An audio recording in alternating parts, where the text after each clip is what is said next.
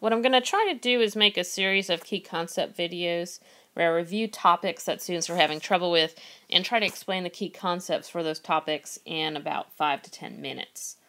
The first topic I'll look at will be the general properties of fatty acids, specifically focusing on the properties that are related to their double bonds and their hydrophobicity. Here's an example of a fatty acid where at the top you have the polar head group with a negatively charged carboxylate group, and then coming down from that is the hydrophobic tail. This is usually going to be somewhere between 14 to 18 carbons in length. If we now look at a series of fatty acids together, what you can see is that we can have these oriented such that the polar head groups can interact with one another, thereby leaving the the nonpolar tails to pack tightly with one another, which is favorable. And so our melting point from the molecules is going to be related to how easy it is to pull those tails apart from one another. So as you increase your length of the hydrocarbon, you are going to increase your melting point, meaning it's going to be more difficult to pull those apart. So if we now look at what happens when you introduce a cis double bond in this unsaturated fatty acid, so cis double bonds there, you can see that this introduces a kink into the molecule in contrast to what we saw with our linear saturated fatty acid. And so what's going to happen with these kinks is now our fatty acid tails, you'll notice, cannot really pack tightly against one another, leaving these spaces. So these are going to be much easier to pull apart from one another, meaning that the cis double bonds will decrease our melting point from one another. And so if we try to summarize the different effects that bonds will have on the melting point, we're going to follow, our melting point will follow the trend.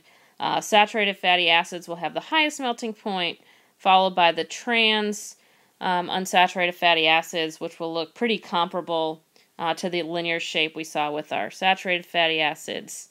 Cis double bonds will have the lowest, and then this will be further lowered if you have multiple cis bonds in it.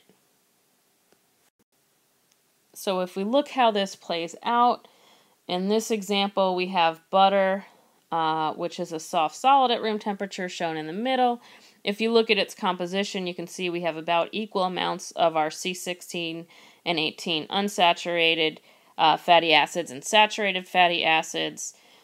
If we increase the percentage of our unsaturated fatty acids moving to the left, that's our green component, you will see that we now decrease the melting point of our sample. So in this case, we'd now end up with olive oil, which is going to be a liquid at room temperature. In contrast, if we increase the proportion of our saturated C16 and 18 fatty acids in the sample, we would have the effect of increasing our melting point, getting something like animal fat, which is a solid at room temperature.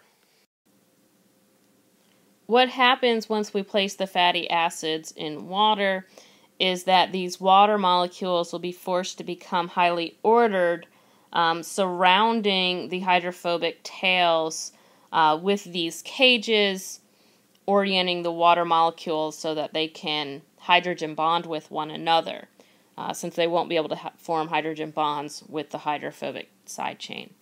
This is thermodynamically very unfavorable, as there's a high entropic cost associated with ordering the water molecules. They would prefer to be present as these flickering clusters in a bulk phase where they can easily swap hydrogen partners with different water molecules. As we start to have more of these fatty acids in solution, you can see that we start tying up a larger number of the water molecules, making this even more unfavorable.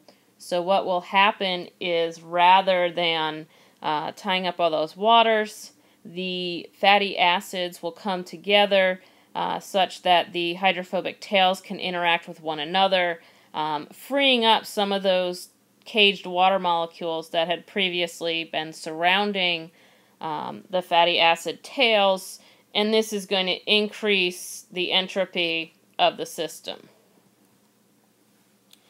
And what you can see is we can actually go further in having the fatty acids interact with one another, forming these higher order structures. So in this case, we're forming a micelle.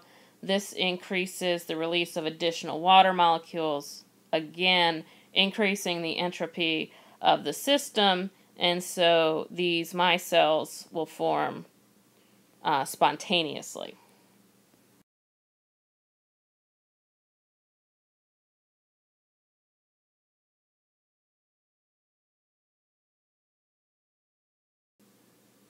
The nature of your lipid will determine the specific higher order molecule formed, with your fatty acids typically forming the micelles that we are looking at, since they have just a single tail.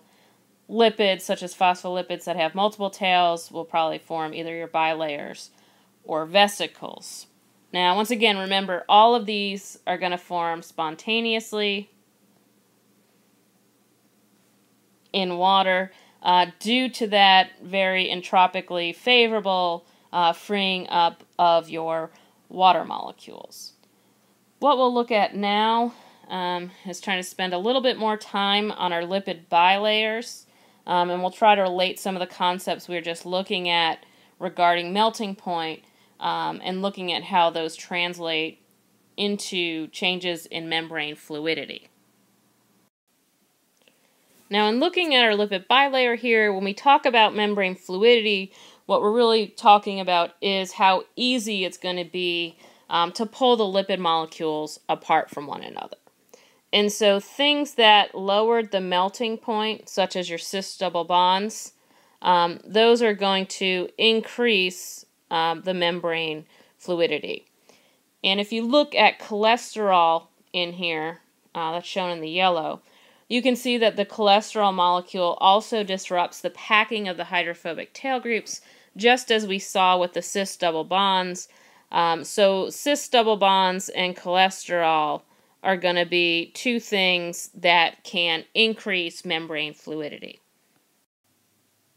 The last thing I'll touch on is how the hydrophobicity of these molecules complicates their digestion and transport in the body. As you know, we don't transport lipids as the individual molecules, but rather we package them in these very micelle-like structures known as the lipoproteins, where we have the hydrophobic groups, our triacylglycerols, cholesterol shown in yellow. These are all packaged in the center of our lipoprotein, so you can either see that on the left or on the inset on the right here. These are going to be surrounded by the polar phospholipid head groups that can interact favorably with water, in contrast to the hydrophobic lipids. If we go back to our digestion overview figure, which we've looked at several times, you can start to see the additional steps that the body has to go through in order to process the fats or lipids that we ingest, starting with the emulsification of those lipids in the intestinal tract. So once again, forming micelle structures. We're also going to be using various lipases to cleave our triglycerides into those free fatty acids anytime we need to cross a membrane. And then once that process is complete, we once again package them up, package the lipids up into these micelle-like structures, where anything hydrophobic is going to be packed in the center. In this case, we're looking at a chylomicron that can then be transported through the bloodstream throughout the body, where ultimately those fatty acids are going to either be taken up into the adipocytes and stored as the triglycerides for later use, or if we were in need of using those fatty acids as an energy source, we could go ahead and do that process where we oxidize our fatty acid through the beta oxidation to form our acetyl-CoA molecules, and then we can convert those into energy using the citric acid cycle and the electron transport chain. So that will be it for this first video. Hope it was helpful.